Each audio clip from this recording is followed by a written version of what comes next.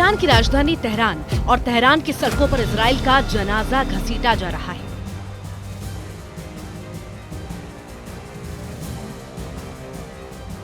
Iran में Israel को पूरी तरह खत्म करने की कसम खाई जा रही है। कसम इस बात की कि ईरान मरते दम तक लड़ेगा। इसीलिए ईरान की बहुत ही खतरनाक सिविल डिफेंस फोर्स एक्टिव कर दी गई है। ईरान के सुलेमानी नंबर 2 ने तेहरान ने इस फोर्स को उतार कर बता दिया है कि खामेनेई अब इजराइल और अमेरिका को दूसरा मौका नहीं देंगे। अब कौन है ईरान का सुलेमानी नंबर 2? उसकी पूरी डिटेल जानने से पहले देखिए तेहरान से अमेरिका और इजराइल को डराने वाले वीडियो कितने खतरनाक हैं।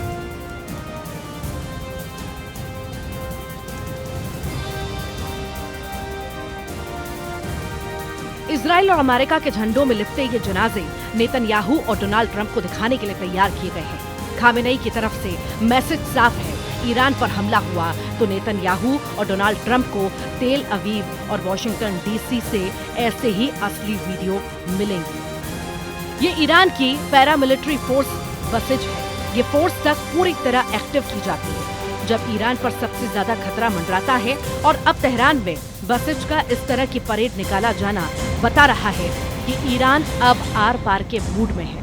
उसके सामने बस 2 सबसे बड़े दुश्मन हैं, ट्रंप और नेतन्याहू के पुतले बता रहे हैं ईरान अब अपने दुश्मनों को क्या सजा देना चाहता है। बसिज फोर्स की परेड में सैकड़ों कमांडो दिखे। पहले निकले, फिर मोटरसाइकिल वाली ब्रिगेड भी शामिल हुई, यानी ऐसी छापामार टुकड़ी जो सीरिया और इराक में एक्टिव रही है। इसके बाद एसयूवी में सवार बसिज फोर्स भी बड़ा मैसेज है।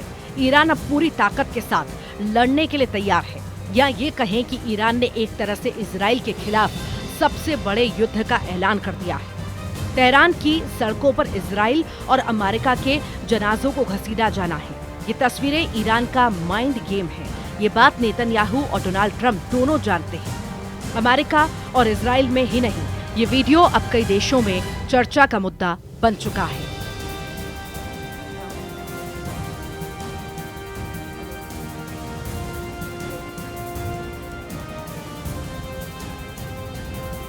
ईरान का मीडिया में तो छप ही रहा है कैसे इजराइल को चैलेंज किया जा रहा है। इजराइल की मीडिया में बताया गया कि हजारों लड़ाके ईरान की सड़कों पर लॉन्च किए जा चुके हैं। फ्रांस की मीडिया में देखिए ईरान की बसिज फोर्स में महिलाओं की AK-47 के साथ तस्वीर जारी की गई। वहीं चीन की मीडिया भी बता रही है कि ईरान में बसिज फोर्स को एक्टिव कर दिया गया है। अब बसिज फोर्स कैसे खाड़ी देशों में अमेरिका के एक छत्र राज और नेतन्याहू के ग्रेटर इजराइल वाले प्रोजेक्ट के लिए खतरा है, इसे समझने के लिए खामेनेई की इस इमरजेंसी फोर्स को बहुत गहराई से समझने की जरूरत है। क्योंकि खामेनेई बसिज फोर्स को तभी एक्टिव करते हैं जब ईरान पर खतरा बहुत ज्यादा होता है और ईरान के दुश्मन उस पर हावी होने लगते हैं। सीरिया में बशर अल असद का तख्ता पलट और जुलानी का राजधानी दमिश्क पर कब्जा ईरान की बहुत बड़ी हार मानी जा रही है। और अब लेबनान से लेकर तेहरान तक ये महसूस किया जा रहा है कि इजराइल ने ईरान को हराने के लिए सबसे बड़े युद्ध की शुरुआत तक कर दी है। यही वजह है कि तेहरान की सड़कों पर अब बसिज फोर्स ने नेतन्याहू और ट्रंप को डराने वाली परेड निकाली है। यदि हम जायोनी शासन को नष्ट कर देते हैं और इस क्षेत्र से अमेरिकी ठिकानों को हटा देते हैं तो इसका मतलब है कि हमने एक गोली से 100 लक्ष्यों पर हमला किया है और 1000 समस्याओं का समाधान किया और सब कुछ ठीक हो जाएगा। सभी देशों की प्रगति का रास्ता साफ हो जाएगा। आज ये बात सबके सामने स्पष्ट हो गई है। ईरान की आबादी करीब 9 करोड़ है।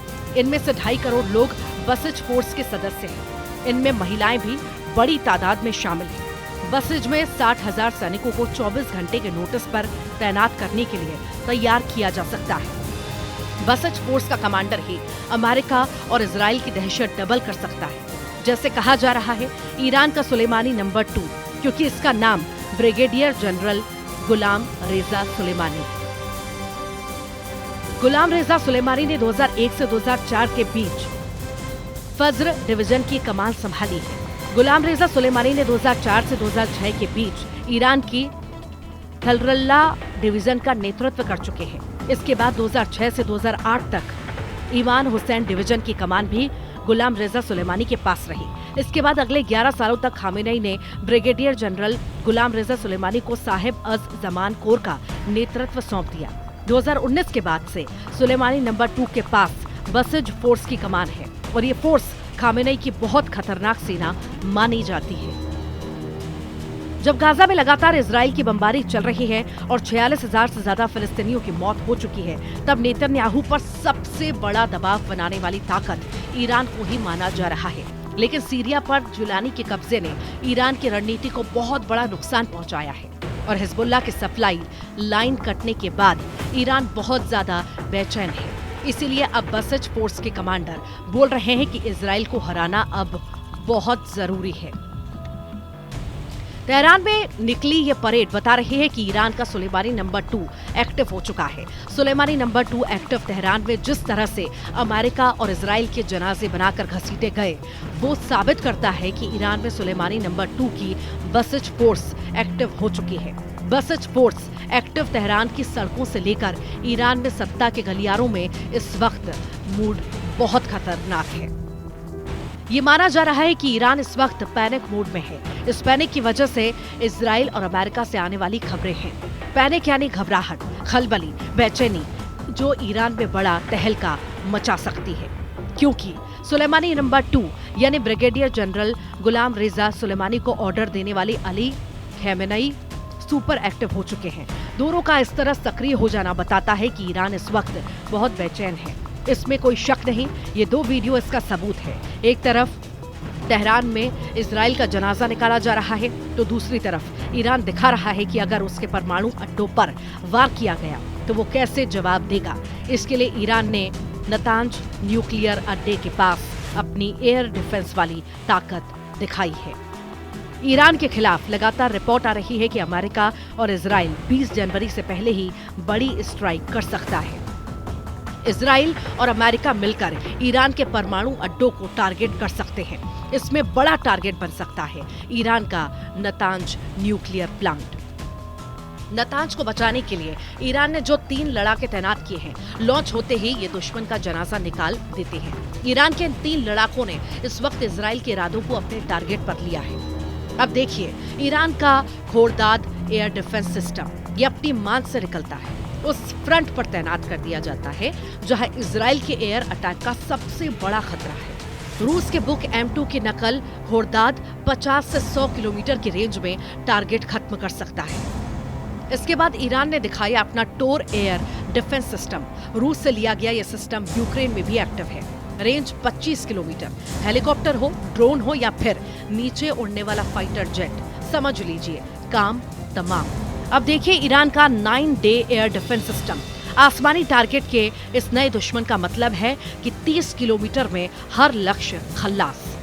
ईरान ये अपने एयर डिफेंस सिस्टम इसीलिए गुफा से निकाले हैं क्योंकि खामेनेई के कमांडरों ने मैसेज दे दिया है कि अब करो या मरो के हालात है। इसकी वजह से ईरान ने लॉन्च कर दिया है अपना युद्धाभ्यास इक्तिदार, जिसके टारगेट पर है इजराइल और अमेरिका। ईरान के तेवर देखकर अमेरिका और इजराइल दोनों हैरान हैं, लेकिन उनको पहले से उम्मीद रही है कि ईरान खामोश नहीं बैठेगा।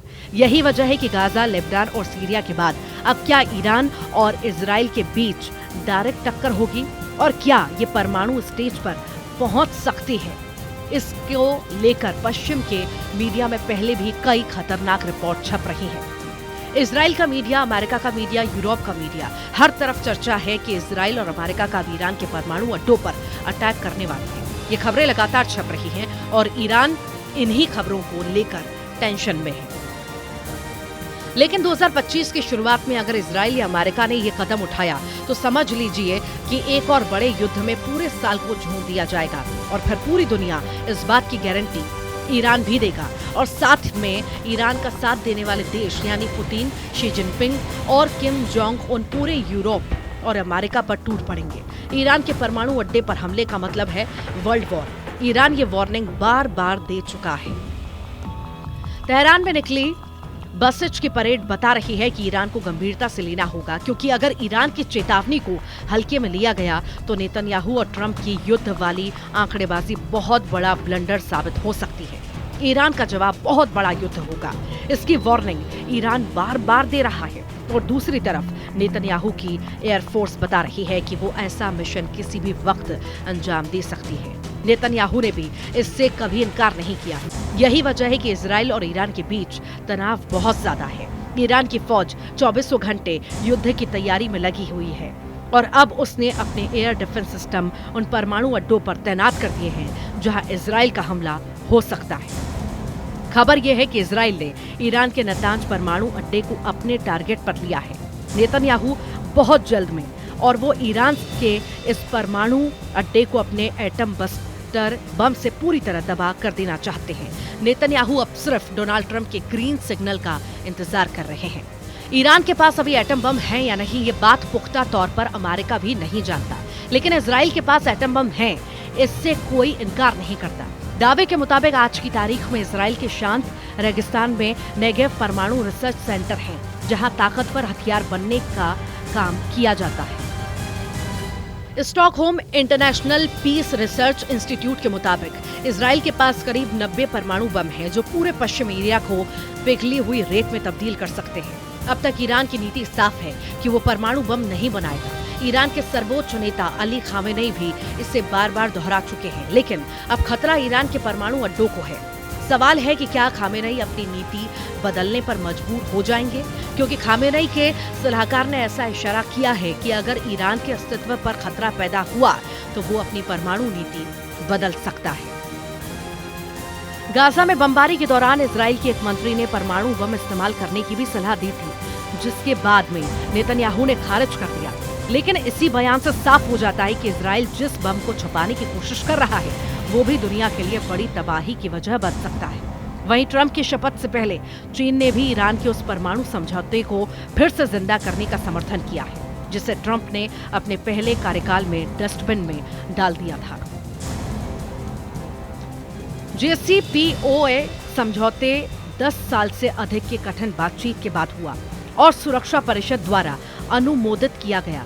ये आज भी सबसे अच्छा विकल्प है और राजनयिक माध्यमों से ईरानी परमाणु मुद्दे को हल करने के लिए सभी पक्षों के लिए सबसे बड़ा आम विभाजक है।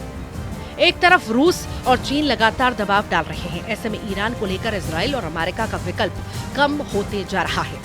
नेतन्याहू और खामेनेई की टक्कर में पूरी दुनिया फंस चुकी है और अब एक फैसला इस युद्ध को एक झटके में अंजाम तक पहुंचा सकता है, लेकिन वो फैसला ऐसा होगा जिसमें पूरी दुनिया के जल जाने का खतरा है। वहीं 20 जनवरी को डोनाल्ड ट्रंप की शपथ से पहले ईरान की इस परेड को मामूली बात समझना गलत होगा। ईरान अगर 2.5 करोड़ लोगों को फौज में मोबिलाइज करने यानी उन्हें युद्ध के लिए तैयार करने का मैसेज दे रहा है, तो समझ लीजिए कि गाजा और लेबनान के साथ यूक्रेन का युद्ध भी छोटा और मामूली नजर आएगा, क्योंकि अगर ईरान इस ताकत के साथ लड़ा तो इजराइल और अमेरिका के अड्डों को बचाना मुश्किल हो जाएगा।